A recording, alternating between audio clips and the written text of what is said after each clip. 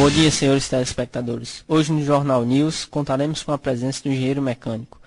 Ele é considerado o pai da administração científica, o ilustre Frederick Taylor, nascido na Filadélfia em 20 de março de 1856, em uma família de classe alta. Bom dia, senhor Taylor. Seja bem-vindo ao nosso programa.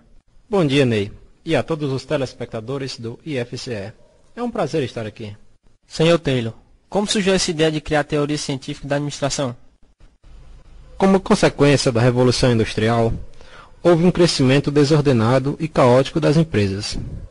Os recursos eram mal aproveitados, portanto, havia a necessidade de aumento da eficiência e de substituição do empirismo por métodos científicos. E quais as suas principais características e seus benefícios? Minha teoria caracteriza-se pela ênfase na estrutura organizacional, pela visão do homem econômico e pela busca da máxima eficiência. Ela sofreu críticas como a manipulação dos trabalhadores através dos incentivos materiais e salariais e a excessiva unidade de comando e responsabilidade. Por exemplo, alguns dos benefícios foram os salários que chegaram a atingir, em alguns casos, o dobro do que era antes. A jornada de trabalho foi reduzida consideravelmente. Vantagens como dias de descanso remunerados lhes foram concedidos.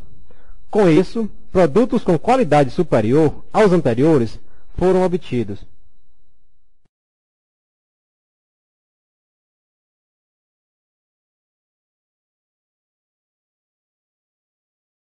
Está sendo rompida, não é que está sendo superada.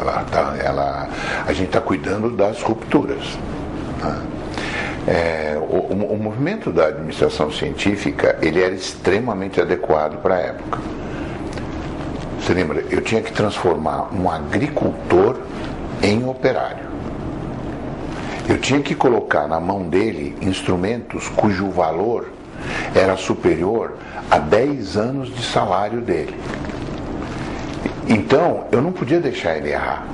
Né? Então, aquilo que o Taylor fez, que o Fayol fez, que o Ford fez, a gente tem que ter um respeito enorme, porque era extremamente adequado para a época. Fazer hoje com que se descarte de qualquer maneira, por exemplo, a linha de produção taylorista, ou mesmo a percepção fordista inicial, né, da capacidade de organizar a estrutura, ela não é superada.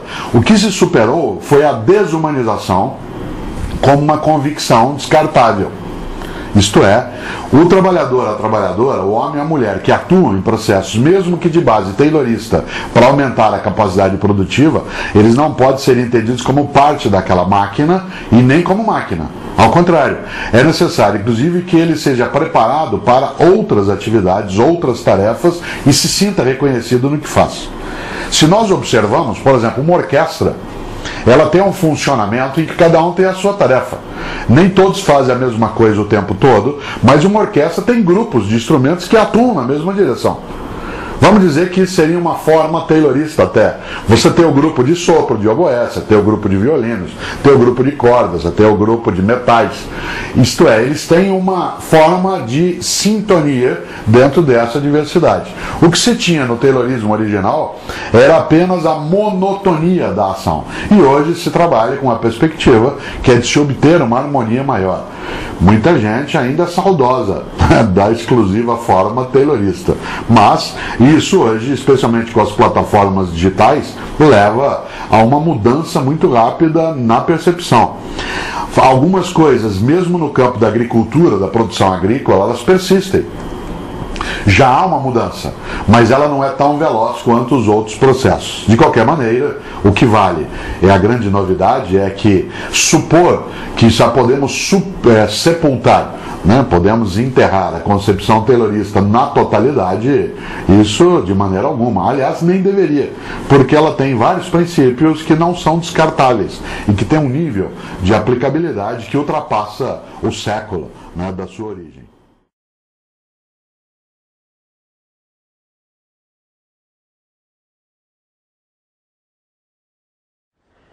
Hoje está se falando muito de um taylorismo maior, não é? Para falar em administração científica. Ou seja, o que seria esse taylorismo maior? Seria, ao invés de olhar unicamente sobre o aspecto de organização racional do trabalho, nível do operário, pensar isso em termos maiores. ou seja, extrapolar essa visão, vamos dizer assim, muito focada, né, muito limitada, para um foco muito mais amplo, que é o foco da empresa como uma totalidade. Né? Até hoje a gente vê que a administração científica funciona. Ela está funcionando, está melhorada, muito mais melhorada, com uma ampliação de visão muito grande, né? Mas ela nunca deixou de ser atual.